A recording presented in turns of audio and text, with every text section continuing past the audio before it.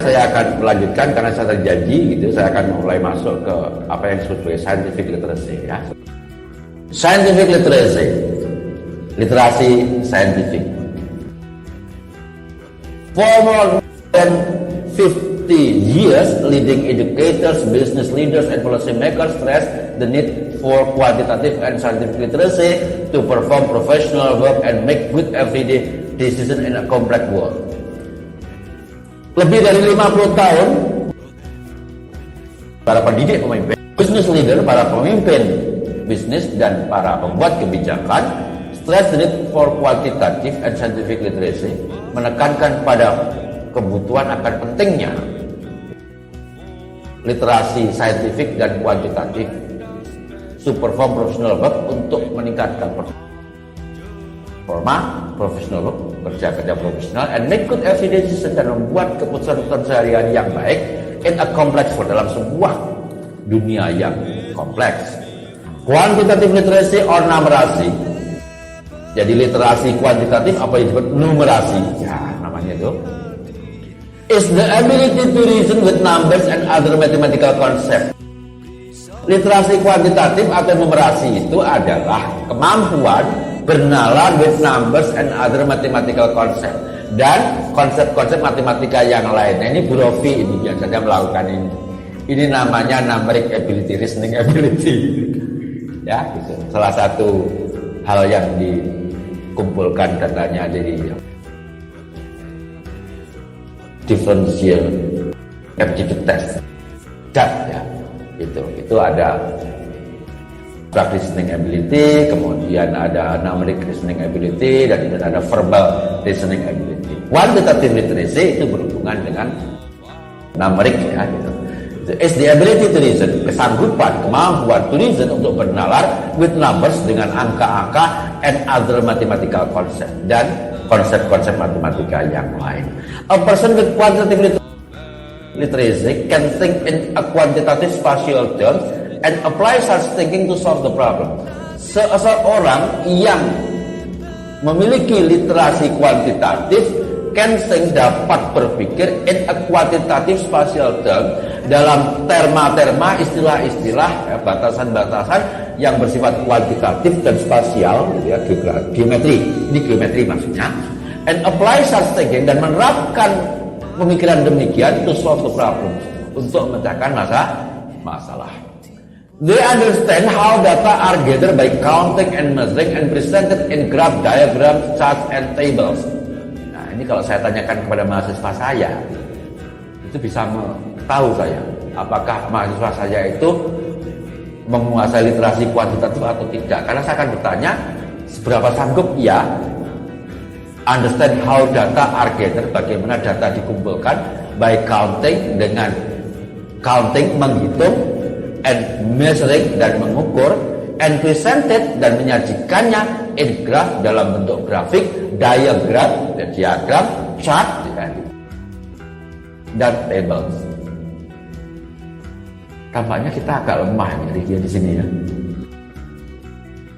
Ini saja saya coba kita perhatikan di sini. Saya sering tanya. Ini maksud saya sering saya tanya gini. Kalau panjang itu diukur,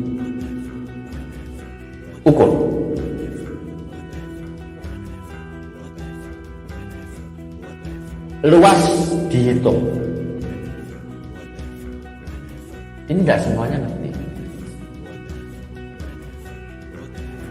Luas itu dihitung dengan mengalihkan panjang dengan lebar. Jadi ternyata kita nggak ini. Jadi di sini, padahal di sini disebutkan, jadi sangat jelas gitu ya. Itu saya bagi gitu. How data are gathered by counting and measuring. Menghitung dan mengukur. Mengukur itu menggunakan alat ukur. Kalau menghitung itu menambah, mengurangi, membagi, mengalihkan.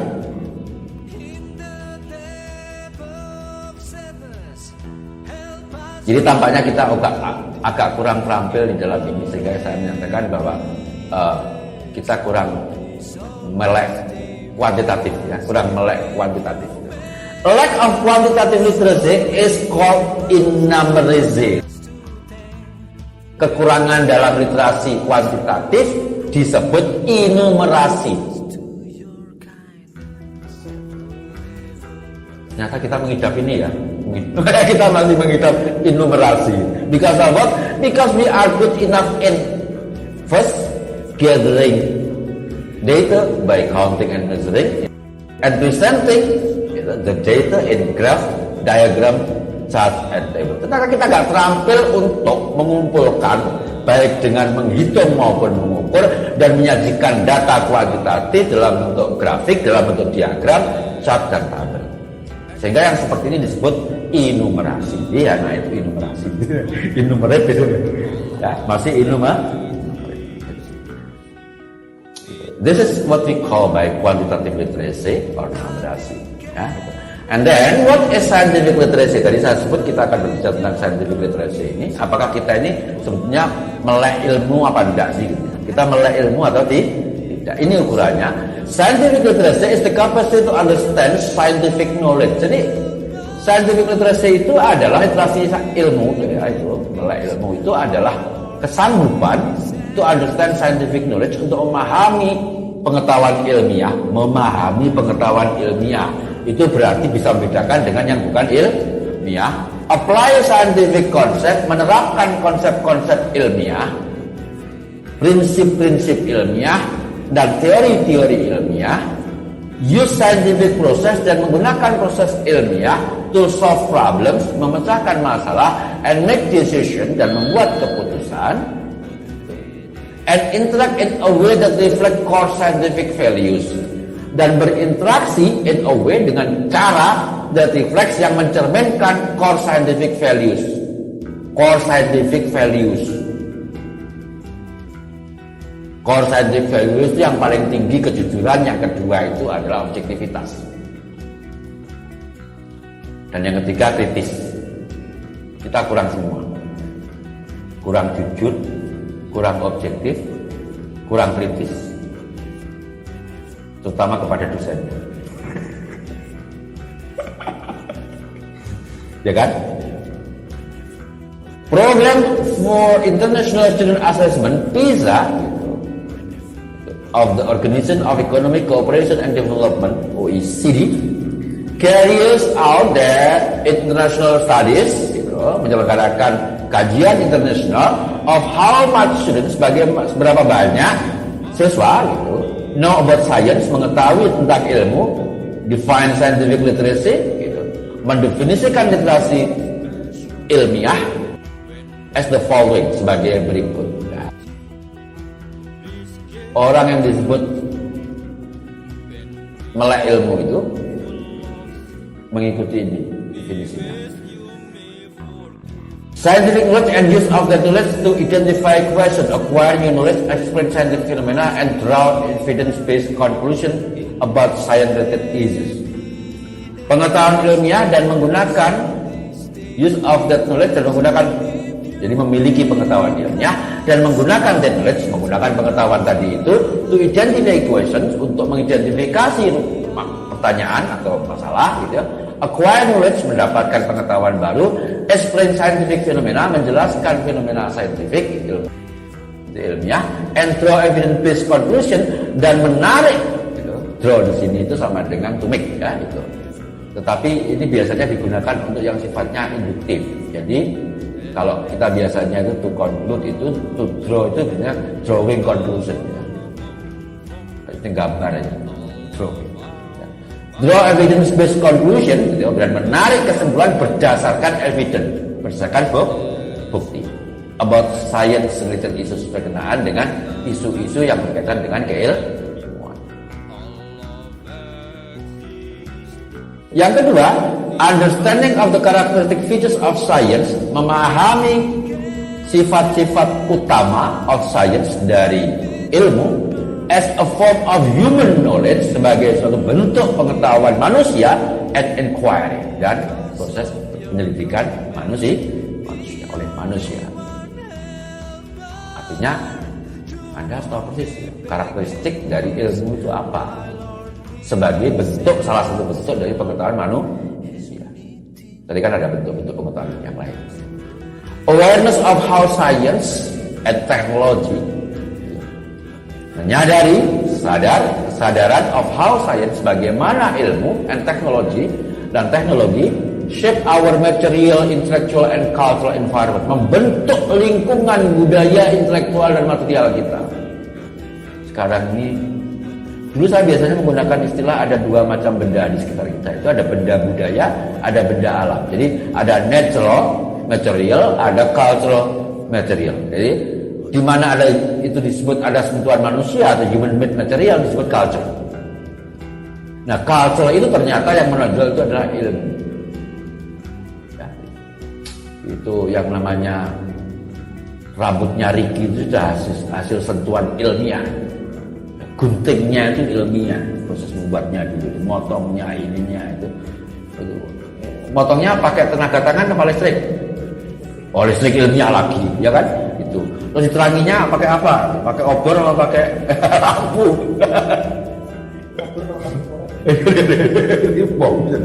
Nah, jadi di sekitar saya ini sekarang itu hampir semuanya itu full of cultural material. Ya. Hanya di luar ada pohon-pohon. Nah, pohon itu yang natural, ya. Gitu. Jadi orang yang ilmiah itu memiliki kesadaran bagaimana ilmu dan teknologi itu membentuk lingkungan kita. Gitu dia masih ada yang nggak percaya. Alah, ilmu apa? Padahal tiap hari dia pakai HP. Tiap hari nonton TV, tiap hari mendengar berita. Semua kan ada pengetahuan teknologi. Nah, yang terakhir, willingness as a reflective citizen, kehendak as a reflective citizen sebagai warga negara yang penuh perenungan to engage, untuk bergiat in science related issues, di dalam isu-isu yang berkenaan dengan ilmu, and with the ideas of science, dan berkenaan dengan gagasan tentang ilmu. People who lack quantitative and scientific literacy easily accept pseudoscience and make judgment errors. Di garis bawahi lagi, ya. Orang-orang yang mengidap kekurangan dalam literasi kuantitatif dan saintifik easily accept, akan sangat mudah menerima pseudoscience, ilmu palsu tadi itu, ilmu semu tadi itu, and make judgment error, dan membuat kesalahan-kesalahan dalam membuat penilaian. Nah, ini kita sedang, kalau pas gini musim pandemi ini, wah ini banyak sekali orang percaya sama pseudoscience, sama membuat penilaian-penilaian yang salah-salah, error ya, bukan sin, bukan dosa ya, error. Nah, hati-hati. Oleh karena itu kita harus meningkatkan literasi saintifik. Innumeracy, itu tadi saya sebut innumeracy, yaitu orang yang illiterate in numeracy reasoning ability, ya gitu. Innumerasi atau ketidaksanggupan bernalar dengan angka also lead journalists to report inaccurate news and to read the views lacking sufficient skepticism to evaluate the reports. Ini memang ini paling dikerjain sama ini. Jadi gini loh, para jurnalis itu kadang-kadang itu nulis angka-angka ini tidak ngerti para wartawan. Mudah-mudahan didengar para wartawan. Wartawan ngomong buaya, margin errornya berapa loh? Kon ngerti tak margin error tak gitu kan itu. Kon ngerti standar deviasi tak? Tiba-tiba gak ngerti itu. Lalu tak pertanyaan ini kayak aneh-aneh. Ternyata dia mengidap innumerasi. Ya. Jadi innumerasi itu mengarahkan, gitu, telah membuat para jurnalis to report, gitu, untuk melaporkan berita-berita yang tidak cermat, and to read the viewers lacking sufficient skepticism, gitu. Dan kemudian para pembaca dan penontonnya itu lacking sufficient skepticism, gitu, tidak memiliki keraguan skeptisisme yang memadai, gitu, to evaluate the report, pelakaris. Pembacanya gak kritis, gitu ya. Penulisnya ngawur, tepat ya. Cocok, tumbuh lah tutup ya. Jadi yang ini mengidap innumerasi, gitu ya. Yang ini nggak punya skeptisisme sama sekali. Wis ono di koran, wis ono di internet, wah itu kan habis.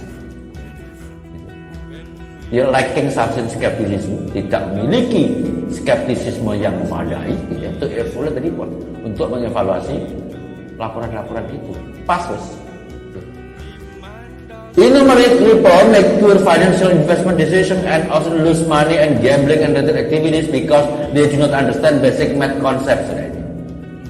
Saya jadi ingat ini. Jadi ini ketidakmampuan dalam angka itu membuat make poor financial investment decision, membuat pengambilan keputusan finansial, investasi finansial yang salah gitu ya, itu yang poor gitu ya, yang salah, and often lose money, dan seringkali kehilangan uang, and gamble on gambling, dalam perjudian, and related activities, dan hal-hal yang berkaitan dengan dibujui sama itu loh, investasi bodong itu loh ya, itu kan pakai wah nanti sekian akan balik sekian gitu. Nah itu ya.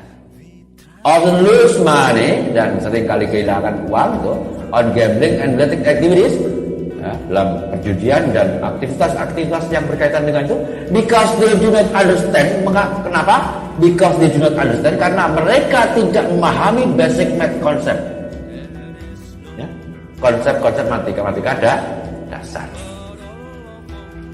People who lack these types of literacy, orang-orang yang kekurangan dalam jenis literasi ini, are poor at assessing risk, sangat payah dalam mengakses risiko. Menilai sebuah risiko, kurang perhitungan ya. Their prospect for career as a technical managerial professional, prospek mereka sebagai karirnya sebagai professional managerial technical, seorang managerial teknik yang profesional, the fast growing, pertumbuhan yang sangat cepat, high income part of labor market are poor. Ya intinya mau jadi apa saja itu are poor dia ya. Jadi dia nggak akan pinter-pinter gitu.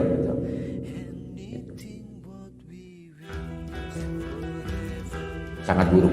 Jadi buruk itu dalam grade nilai itu kan buruk nanti ya, bukan miskin, buruk ya. You may think that those people are not like you. Mungkin saudara berpikir bahwa orang-orang itu nggak seperti saudara, in a technologically advanced gitu ya, gitu, yang menggunakan teknologi yang maju, ultra modern society, atau di dalam masyarakat yang ultra modern. Mungkin dikira di tempat-tempat yang seperti ini tidak ada. Tapi mari kita lihat penjelasannya lebih lanjut. However, namun demikian, people can use modern technology. Manusia dapat menggunakan teknologi modern, komputer, cell phones, iPod, airplanes, and the like ya. Seperti komputer, cellphone, ya, ponsel ya bahasa Indonesianya ya, iPods ya, gitu, pesawat terbang, and the like dan seterusnya. And retain present scientific thinking. Namun demikian tetap bertahan dalam pemikiran pre-scientific. Gitu. Gak percaya? Baca berikutnya ini ya. Buktinya apa? Or rely on magic or supernatural beliefs, dan tetap bersandar kepada keyakinan magis dan supernatural, nang dukun. Menteri dukun, profesor dukun. Jadi profesor itu kan pangkatan, nggak menunjukkan bahwa dia melek ilmiah. Ini bukti bahwa seorang guru besar dalam bidang ilmu itu belum tentu scientific literate. Because of it, they still rely on magic and supernatural beliefs to explain, untuk menjelaskan events mechanism, untuk menjelaskan peristiwa dan membuat keputusan.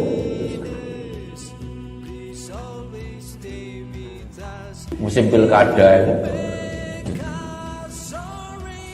enable to use advanced technology, kesanggupan to use advanced technology, menggunakan teknologi yang maju, does not mean, gak berarti a person thinks in a rational scientific way. Tidak berarti bahwa seseorang itu thinks, berpikir in a rational, dalam suatu cara rational scientific way, dalam suatu cara yang rasional dan ilmiah. Ya, itu ingat-ingat ya. Yang pegang buku-buku besar, punya gelar profesor, doktor, belum tentu melek ilmiah. Buktinya apa? Masih sering kedukun. Buktinya apa? Masih suka menyebar-nyebarkan itu. Termasuk saya kadang-kadang itu, kalau yang percaya ada itu di sini gini-gini sama. Kita perhatikan bagaimana dengan di Amerika. Only 25 to 28% of American adults, hanya 25 sampai dengan 28% orang dewasa Amerika berkualifikasi as scientifically literate, ya, melek secara ilmi. Iku Amerika ya. Iku Amerika ya.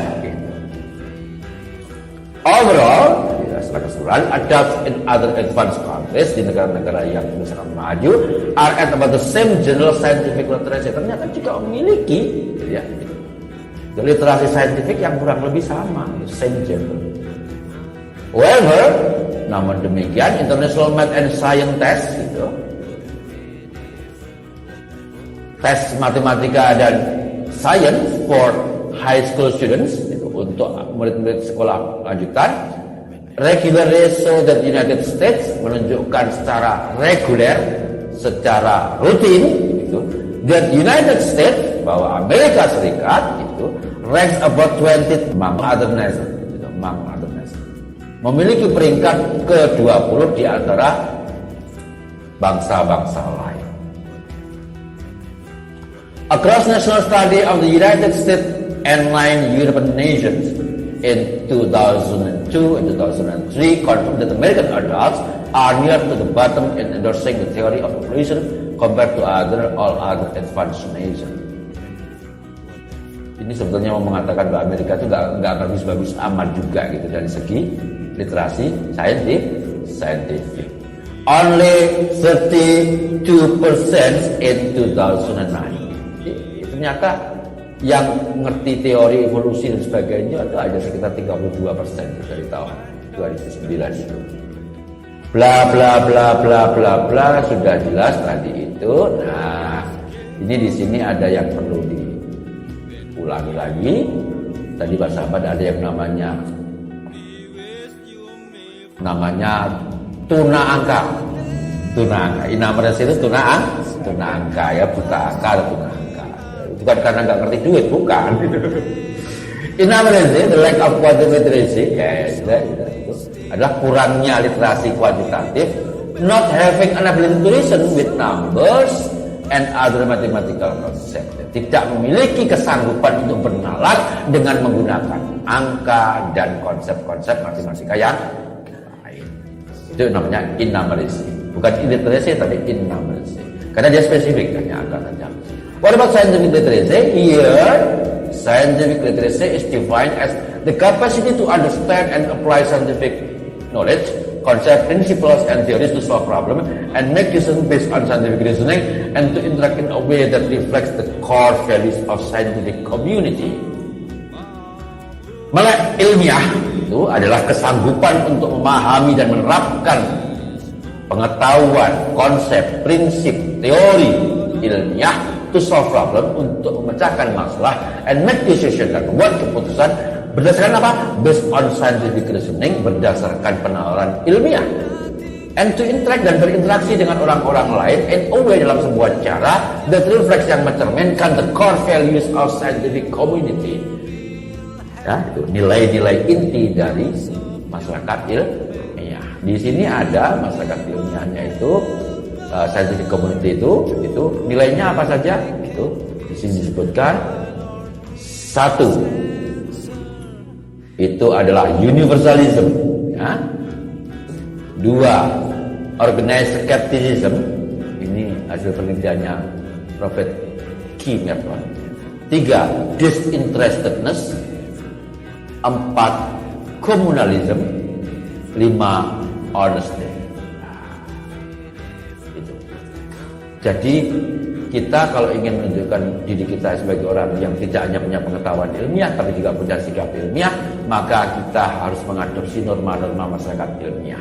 1, universalisme.